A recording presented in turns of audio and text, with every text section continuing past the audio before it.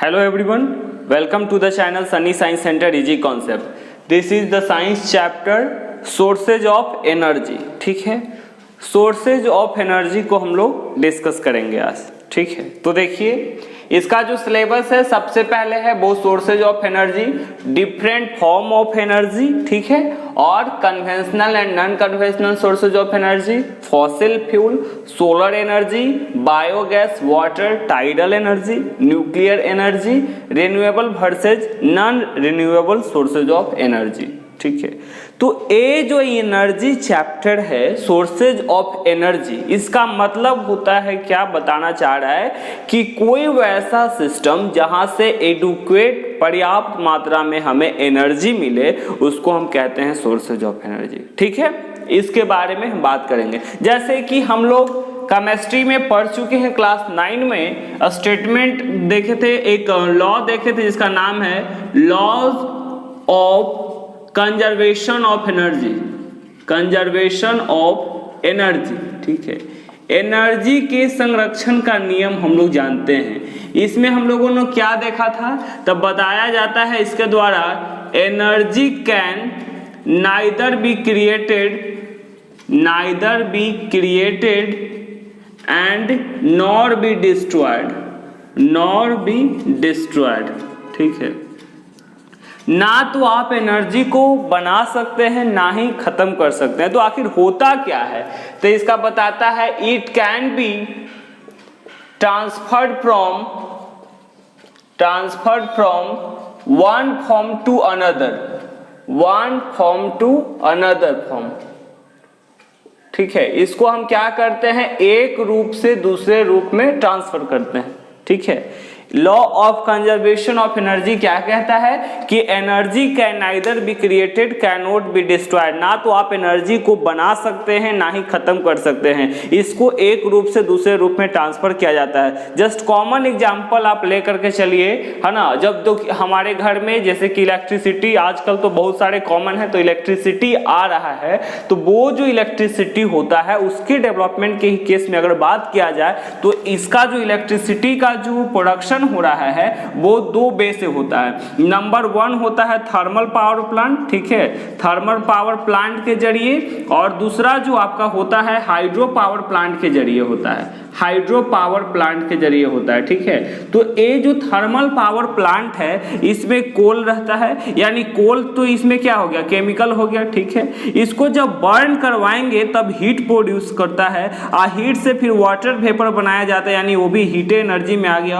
और ये water vapour जो होता है स्टीम बना करके फिर क्या करता है, टरबाइन के ब्लेड को रोटेट करता है, तब यहाँ पे काइनेटिक एनर्जी का कन्वर्सन, यानी केमिकल एनर्जी फिर आके हीट एनर्जी, और तब जाकर के काइनेटिक एनर्जी, और फिर एक कन्वर्ट हुआ इलेक्ट्रिकल एनर्जी में. और इलेक्ट्रिकल एनर्जी का हम लोग अलग अलग से इस्तेमाल करते हैं. जैसे कि इन केस मान लीजिए फैन चला रहे हैं तो फैन क्या कर रहा है, विंड एनर्जी में कन्वर्शन हुआ. ठीक है, उसके बाद इलेक्ट्रिसिटी से फैन चलाएं और क्या बोलते हैं बल्ब जलाएं तो लाइट एनर्जी में कन्वर्सन हुआ. और पूरा जितना भी हमारे अप्लायंसेज है जो इलेक्ट्रिसिटी से रन करता है वो क्या हो रहा है, एक फॉर्म से दूसरे फॉर्म में एनर्जी का ट्रांसफर हो रहा है. समझ रहे हैं बात को. तो ये क्या कह रहा है, इनकेस ना law of conservation of energy क्या कहता है कि एनर्जी को ना आप बना सकते हैं ना ही खत्म कर सकते हैं, इसको एक फॉर्म से दूसरे फॉर्म में ट्रांसफर किया जाता है. ठीक है, in year 2018 question was asked, पूछा गया था सवाल कि हाउ एनर्जी कन्वर्सन टेक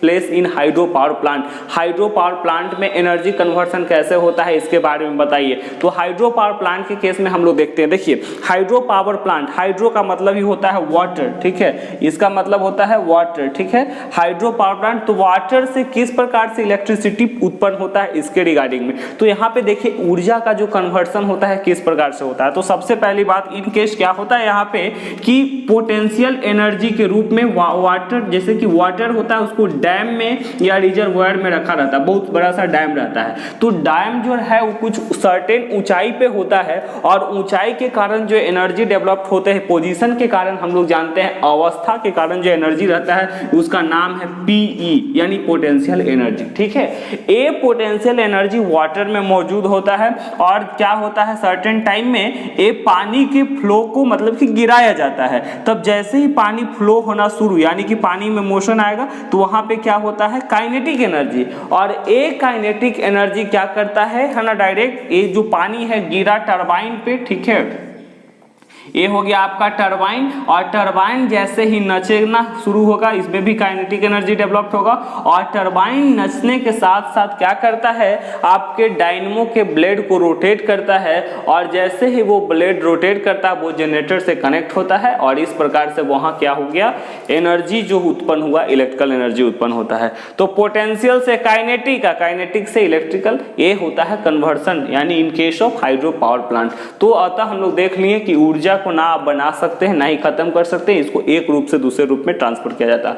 अब एक कॉमन बात हो गई क्या कि किस प्रकार से जाकर के अगर हम मान लीजिए रिवर्स में चलना शुरू किए, सपोज दैट अगर हम बात करते हैं एक कार की, ठीक है, तो कार के जब हम बात करते हैं तो कार में क्या होता है, हम लोग पेट्रोल लेते हैं, बिल्कुल पेट्रोल लिए, ठीक है, और जब एक कार है तो ये पेट्रोल जब कंबसन होता है तो कार में क्या प्रोड्यूस होता है, मैकेनिकल एनर्जी। और ये मैकेनिकल एनर्जी से साथ साथ में अगर हम कार का बॉनेट चेक करेंगे तो वहां पे देखेंगे कि हीट है, चलने के बाद एक सर्टेन टाइम से चलने के बाद क्या होता है, वो हीट उत्पन्न होता है, कुछ गर्म हो जाता है उसका बॉनेट वगैरह। तो कहने का सेंस क्या है कि अब यही को हम वापस जाएंगे, ये हीट एनर्जी मैकेनिकल एनर्जी को अगर हम मिला दें तो बाद में हमको पेट्रोल मिल सकता है, तो नहीं। तो उसी के बेसिस पे एनर्जी को दो अलग अलग फॉर्म में बांटा गया है, जिसको बोलते हैं renewable and non renewable sources of energy, है ना, रिन्यूएबल एंड नॉन रिन्यूएबल, ठीक है। रिन्यूएबल का मतलब क्या होता है, जिसको फिर से आप यूज कर सकते हैं, और नॉन रिन्यूएबल का मतलब क्या कि जो एक बार में फिनिश, जैसे कि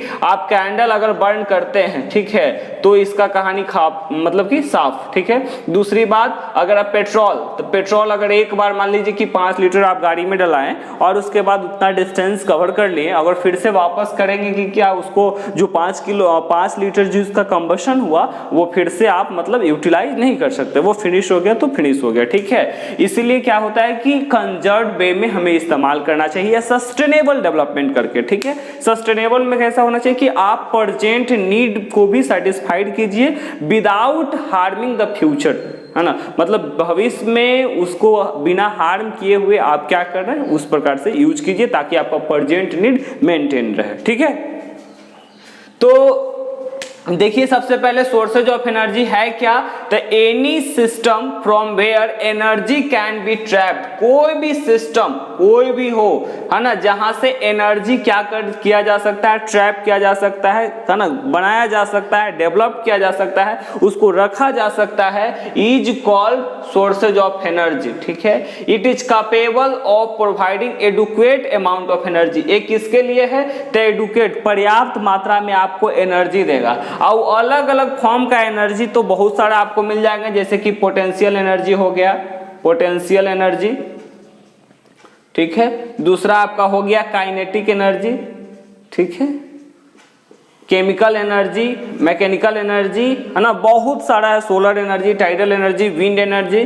तो ये जो पोटेंशियल और काइनेटिक होता है, तो काइनेटिक एनर्जी क्या होता है, तो काइनेटिक एनर्जी होता है energy possessed by body due to virtue of its motion, गति के कारण जो ऊर्जा उत्पन्न होता है उसको हम कहते हैं काइनेटिक एनर्जी। अब पोटेंशियल एनर्जी क्या है, तो वैसा एनर्जी, है ना, जिसको पोजीशन के कारण उत्पन्न होता है, पोजीशन एंड शेप, दो कारण होता है यहाँ पे, पोजीशन से और शेप में। गुलेल जानते हैं, उस केस में क्या, उसका अवस्था, या रबर बैंड देखिए, रबर को खींचिए फिर उसको छोड़िए, चोट लगता है, ठीक है। तो वो पोजीशन और शेप के कारण जो एनर्जी डेवलप होते हैं उसको हम बोलते हैं जाकर के पोटेंशियल एनर्जी, ठीक है। और मोशन के कारण जो एनर्जी उत्पन्न होता है उसे हम बोलते हैं काइनेटिक एनर्जी। समझ रहे हैं बात को। और यहाँ पे जैसे बताया कि जैसे मतलब कि कितना अबंडेंस में है, कब खत्म होगा, उसके बेसिस पे दो क्लासिफिकेशन हो गए, renewable, non renewable. Renewable sources of energy क्या है, तो वैसा सोर्सेज ऑफ एनर्जी या वैसा एनर्जी जिसको हम आप बार बार यूज कर सकते हैं, है ना, जैसे कि सन वगैरह ये सब हो गया, सोलर एनर्जी ये सब जो हो गया, ठीक है। जबकि यहाँ पे क्या हो गया, नॉन रिन्यूएबल में तो पेट्रोल आ गया, कोयला आ गया, है ना, इसको क्या हो सकता है, क्या बार बार यूज नहीं कर सकता है। So this was the introduction regarding the chapter, we will see further in next video. Thank you.